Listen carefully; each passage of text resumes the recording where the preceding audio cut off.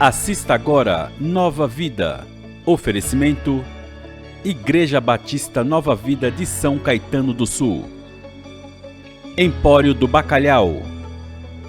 Eventos e Inventos, Viagens e Turismo. E IP, Casa da Construção.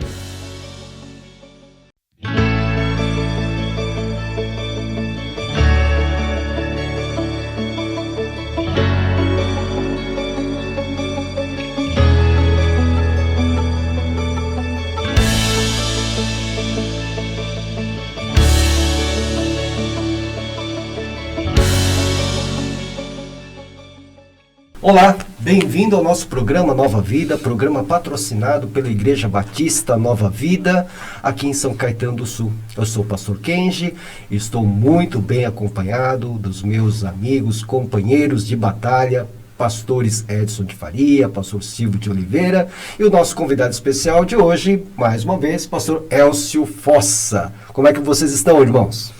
Graças a Deus, estamos bem. Pastor Kenji, pastor Elcio, pastor Silvio. E é um prazer ter você também conosco, nos assistindo. E a nossa, como falo sempre, a nossa expectativa é que o Espírito Santo de Deus esteja, através de nós, ensinando a você também. Amém. Com muita alegria, pastor Kenji, pastor Elcio, nossos amigos, pastor Edson também de trabalho aqui, como o pastor Kenji fala de batalha. Você vê que nós aqui nós não estamos numa batalha, estamos num estudo e você é o nosso convidado, esteja conosco. Amém. Pastor Elcio. Boa tarde, amigos. Uma alegria poder voltar aqui. Muito obrigado pelo convite, meu irmão. É um prazer. É uma alegria aprender ao vivo aqui com vocês. Deus abençoe a todos nós. Sim, todos nós estamos aprendendo aqui com o pastor Edson de Faria, que é o nosso especialista no estudo do livro do Apocalipse. E a gente tem batido um papo aqui, né, sobre vários temas do Apocalipse e estamos terminando as 7 cartas do Apocalipse. Desta vez, a última carta à igreja em Laodiceia, né, pastor? O que dizer de Laodiceia, pastor? Segundo a visão dispensacionalista, nós estamos num período histórico de que a igreja é chamada uma igreja apóstata. Ah, sim, dentro daquela interpretação, cada carta é um período, né? Então nós estamos falando hoje de uma igreja apóstata. Por que será, pastor? Porque a igreja de Laodiceia era tão ruim assim? Não podemos dizer que era ruim, né? Talvez podemos falar que era péssimo, mas não ruim, né? Mas se nós olharmos um pouco até pela cidade de Laodiceia, ela tinha como seu deus Zeus. Né? Então era uma cidade realmente que não tinha o seu... como tinha com a sua divindade como Zeus, né? E ela foi uma cidade que teve alguns sobrenomes anteriores. Por exemplo, ela foi chamada de Dióspolis, né? Depois foi chamada de Loas, e depois de Laodiceia, porque a esposa de Antíoco, um dos reis da Síria, chamava-se Laodice. Então, em homenagem à esposa dele, ele batizou a cidade como Laodiceia. Uma cidade extremamente rica. Extremamente rica. Hoje, na Turquia, pode ser visitada as ruínas dessa cidade antiga, que ela foi construída em cima, hoje a cidade de hoje, em cima das ruínas daquela cidade de Laodiceia. Mas também, como falamos da igreja antes, que foi a Filadélfia, o terreno lá era propenso a terremoto. Entendi. Né? Então houve em 61, depois de Cristo, um grande terremoto ali. E destruiu a cidade. Mas a cidade era extremamente rica, não precisou nem do governo para reerguer a cidade. A própria população, recursos próprios, com recursos, reconstruíram a cidade. É uma cidade de banqueiros, uma cidade industrial, comercial. Indústria têxtil, indústria têxtil, inclusive. Tem um famoso ali. Tem dois pontos importantes na medicina lá, né? Uma pasta para ouvido, né? Então, se tinha dor de ouvido, tinha lá uma pasta muito grande, e tinha um colírio, um pó, que eles colocaram ali para melhorar a visão e, em alguns casos, até curar algum tipo de cegueira. Entendi. Águas termais também. Tínhamos, para não ter um, tínhamos 3. Fria, quente e morna. Né? Então, e o turismo, então, ali era muito grande, em função dessas águas. Né? Entendi. Então, ele tinha... Mas, em função disto, isso mexeu com a igreja. Né? Se nós olharmos lá, falando um pouquinho sobre a igreja, né? Ela foi escrita para uma igreja cristã, que realmente existiu ali. E era uma igreja próspera, Rica também, como a cidade, e alguns historiadores até colocam que alguns membros da igreja participavam da alta sociedade daquela cidade, difícil, né? Bem difícil o início da história da igreja, né? Isto é realmente difícil, né? Mas esse foi o contexto que tinham lá, né? Interessante que a carta também não menciona nenhum tipo de perseguição para a igreja, né? Pelos romanos, pelos judeus, pela própria cidade em si, né? Então dá a entender que a igreja participava realmente do viver daquela cidade, né? Da cultura daquela cidade. Então, né? A rica estava ali envolvida com a cultura. Com a cultura, cidade, né? E participando, inclusive, do comércio da cidade, de banqueiros, e estava inserida, vamos dizer assim, dentro da cidade, né? E pela leitura do texto, pastor, Apocalipse 3, 14 seguintes, né? Dá a ideia que era uma igreja orgulhosa, né? Em função disto, ela se tornou uma igreja realmente arrogante, né? Então, já que mais arrogante no sentido de nós trabalhamos para que a igreja crescesse, né? Então, é uma chamada de atenção muito grande, até para nós hoje. Igrejas que são suntuosas, né? Talvez acham que por isso é que eles são mais abençoados. Mais abençoados, né? que tem mais então, poder. Tem mais poder, né? Talvez por terem um capital, vamos dizer assim, muito grande investido, então eles se acham capazes de todas as coisas, né? E isto, dentro do contexto espiritual, é justamente o contrário. Né? Se dão um valor muito grande, entendendo que eles, através da força deles, é que estão construindo um evangelho, né? Quando eles deveriam estar sendo humildes, aproveitando aquele sentido que eles tinham, inclusive envolvimento na cidade, de propagar o evangelho. Então dá a entender que eles deixavam o mundo entrar na igreja, né? Sem nenhum tipo de perseguição. Que é um processo de secularização. De secularização na cidade. Pastor Elcio, nesse texto aqui é que nós encontramos aquele versículo famoso, eis que estou à porta e bato, tal, a gente usa até para evangelização. Mas está dentro desse contexto aqui. Então significa que Cristo está do lado de fora de uma igreja dessa, né, batendo para ver se alguém dessa igreja possa abrir e ele possa ter comunhão, né? É verdade. Não acha que isso descreve um pouco as igrejas dos dias de hoje? Esse é um texto de fato muito usado para evangelismo, né? Eis que estou à porta e bato, aquele que abrir a porta, entrarei, cearei com ele comigo. E de uma forma muito triste, nós vemos que esse texto está dentro de um contexto igreja. De fato, Cristo está, como o pastor Edson já colocou na introdução, é uma igreja autossuficiente, é uma igreja rica, é uma igreja que faz tudo de forma humana, e a parte espiritual do cristianismo, né, de servir a Cristo, faz com que ele esteja fora desse projeto, pedindo, clamando para poder entrar no projeto da igreja. E hoje, infelizmente, eu acredito que nós temos igrejas voltadas para esse tipo de trabalho. É bem simples, assim, até hoje comentando com a esposa, Simone, nós falamos sobre isso. Há igrejas que elas até oram para conseguir alcançar um projeto. Mas assim, nós vamos orar e vamos capitalizar. E quando estivermos capitalizados, a gente dá o próximo passo. Isso nem sempre mostra esse 100% de dependência da vontade do Senhor. É claro que precisamos ter o pé no chão, né? Capitalizar para poder fazer, para avançar.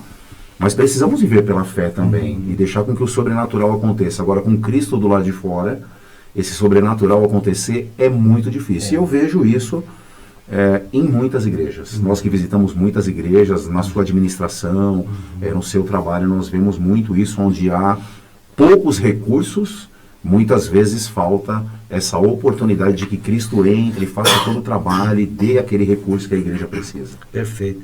Pastor Silvio, Sim. o irmão acha que o enriquecimento foi o grande problema da igreja em Laodiceia? Eu creio que não, pastor, nesse sentido de enriquecimento, porque quando entra um fator, que é a questão financeira, entra outros fatores também, por exemplo, orgulho, entra outros fatores que a pessoa acaba deixando Deus de lado. Tanto que ele diz aqui, Deus falando aqui nesse mesmo capítulo de Apocalipse, você disse, estou rico, adquiri riquezas e não preciso de nada.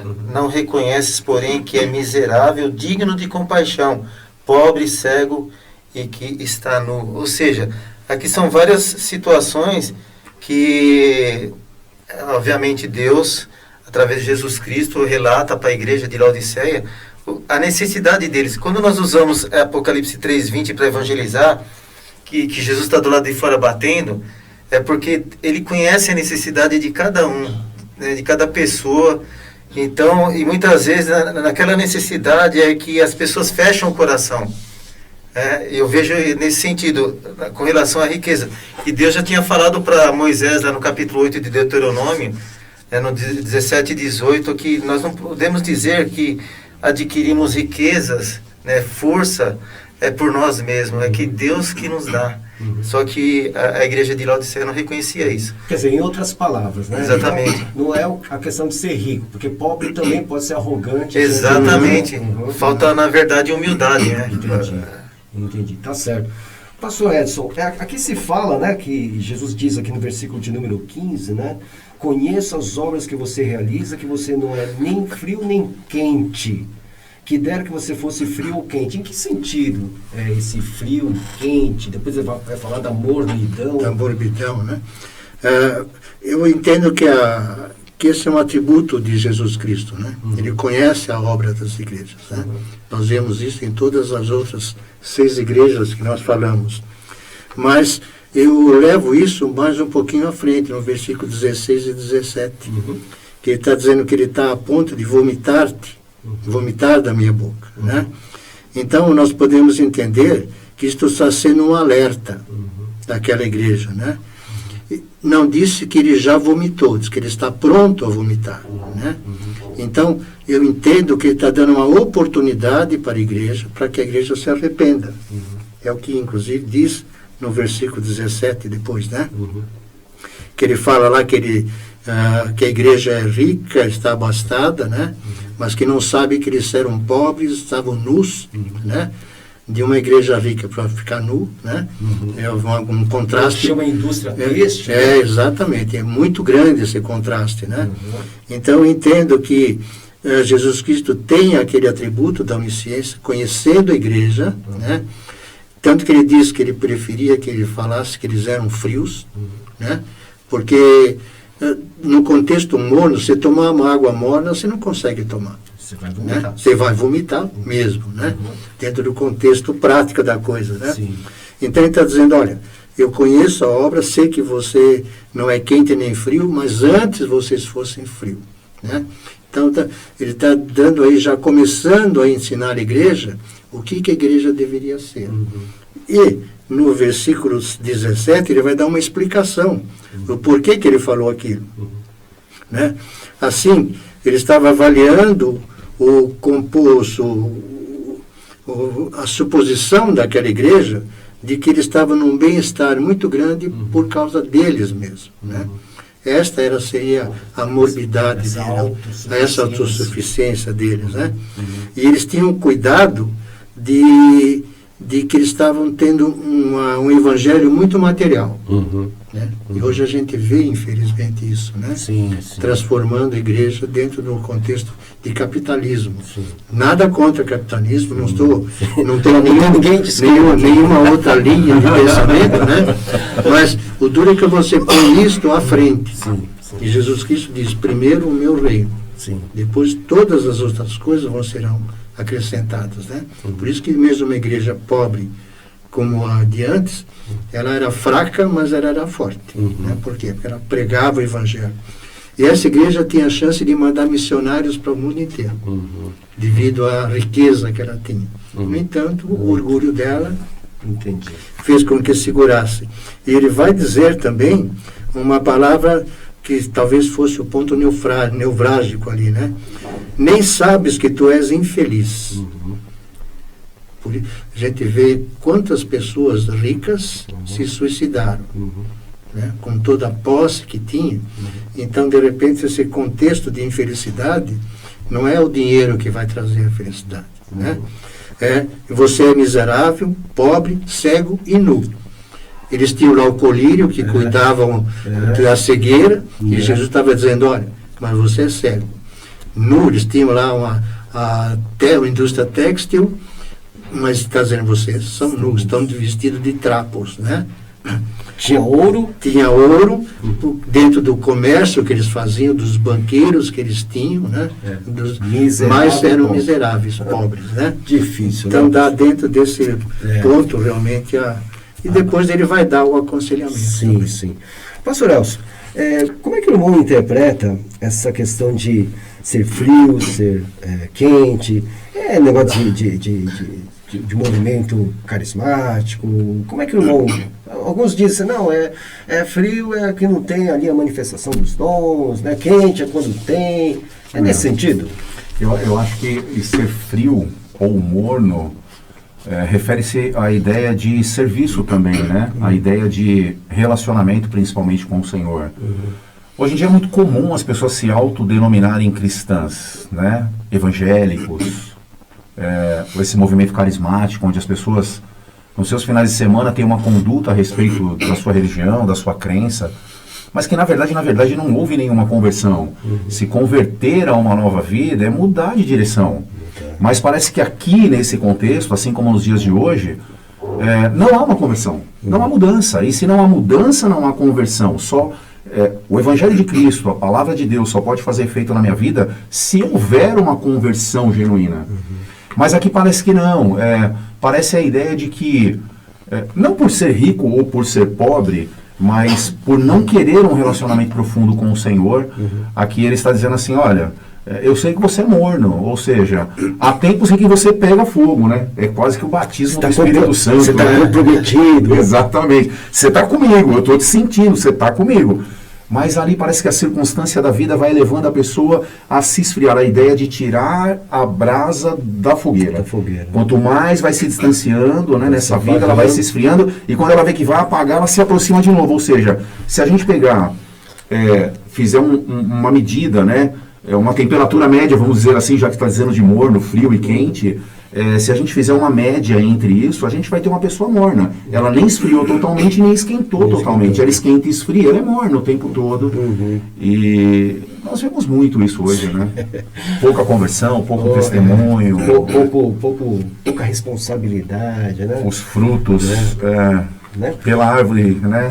Pelos frutos conhecereis a árvore. Exatamente. Né? Pastor Silvio, é assim também que o irmão interpreta? Frio, quente, morno? Pastor, eu faço uma analogia, ou seja, uma comparação com a palavra do semeador. Uma palavra caiu à beira do caminho, outra entre espinhos, outros nos pedregais, só que aquela que cai na boa terra. Porque muitas vezes Jesus é o caminho, só que Jesus não é meio caminho, não é metade do caminho, ele é o caminho completo.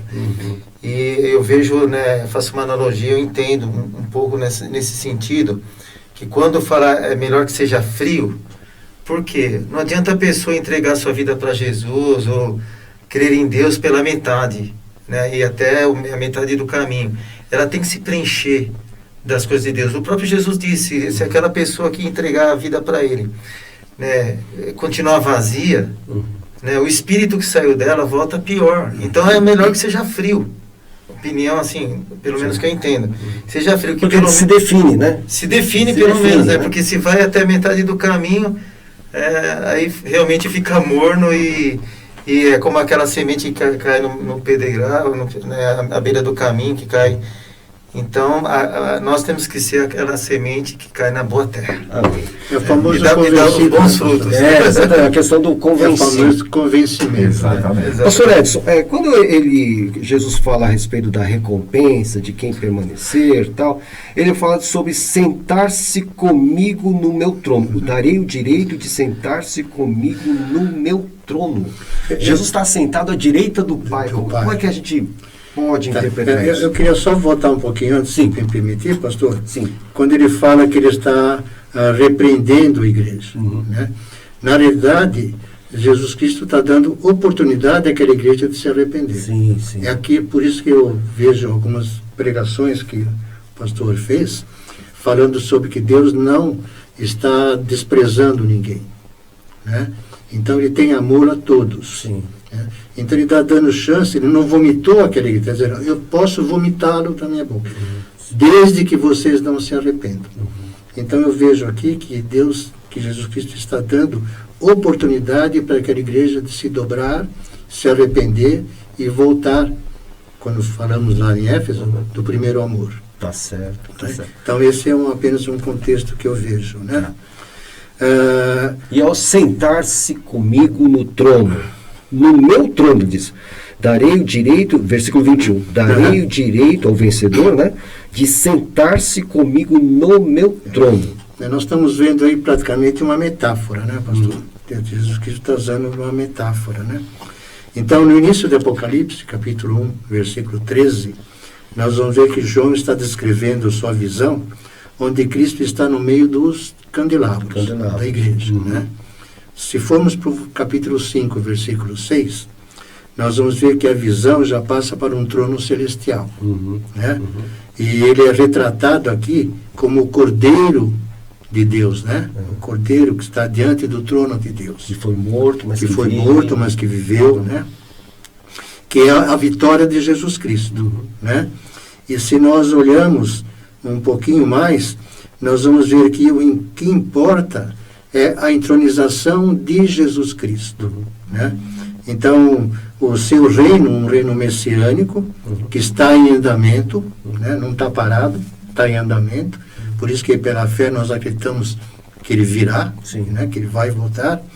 E Cristo está entronizado como Senhor e Rei, já como no sentido do governo, né? Já está entronizado ali, né? E está dizendo que ao vencedor é dada a certeza de participar deste reino, de participar daquele reino que já está estabelecido para nós, né? Integralmente. Embora não seja muito bem explicado isto, né? Mas nós cremos realmente que estaremos com ele, juntamente nesse reino. Até porque o apóstolo Paulo ele nos diz que ele nos fez assentar nas regiões celestiais com Cristo, né? Nas regiões então, celestiais. nesse sentido. Acho então. que é porque não seria impossível nós estarmos, né? Jesus sentado e nós dividindo ali um espacinho, né? Milhões de crentes. Né? Com certeza serão milhões, né? Sim. Mas ele é o supremo, ele é soberano. Ele está onde ele tem que estar, no trono. A mensagem é, nós reinaremos com ele. Né? Muito bem. Pastor, aproveitando, chegando ao final, né? Dê a sua palavra para o nosso querido telespectador. A palavra que eu tenho é que Jesus Cristo vai voltar. Né? Isso nós temos que ter essa certeza, essa fé, né? E que nós devemos manter não a posição que essa igreja de Laodiceia colocou, né? Mas sim a posição que nós temos que estar humildemente. Tenhamos capitais para usar ou não, mas independentemente disso, Deus está à nossa frente. Jesus que está indo à nossa frente. Então temos que confiar, sim, que Deus podemos não ter um valor de capital, mas temos o poder de Deus que prevalece em todas as coisas. Amém. Pastor Elcio, uma palavrinha para o nosso querido telespectador. Eu desejo que a vontade e o desejo, propriamente dito, de estudar as Escrituras cresça no coração de todos que nos ouvem, né, que assistem esse programa, porque aqui foi uma introduçãozinha, né, do quão importante é conhecermos o Senhor através da sua palavra. Que o Senhor abençoe poderosamente através desse estudo a sua vida e que de fato a conversão genuína aconteça no coração de todos. Amém. Amém. Pastor Silvio. Sim, pastor Kenji, muita alegria, né? Embora já estamos no final. Bem no final. No final, então a minha palavra é de Apocalipse 3:20 mesmo, porque esse Deus que nos ama, Ele está sempre à porta, batendo no nosso coração, e Ele quer essa unidade, que você esteja junto com Ele. Por isso que Ele insiste, independente da circunstância, do que você está passando, Ele está sempre à porta do seu coração batendo para que Ele possa te abençoar. Esteja conosco e que Deus te abençoe. Muito bem, muito obrigado, pastores, colegas. Muito obrigado pelo carinho da sua audiência. Esperamos por você no próximo programa, ainda conversando sobre o livro do Apocalipse. Que Deus te abençoe e até lá.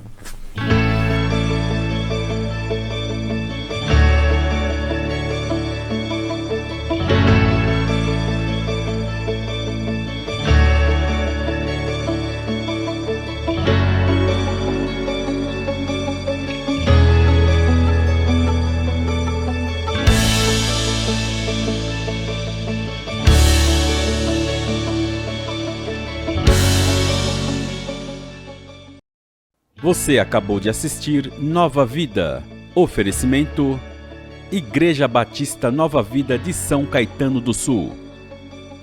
Empório do Bacalhau. Eventos e Inventos, Viagens e Turismo. EIP, Casa da Construção.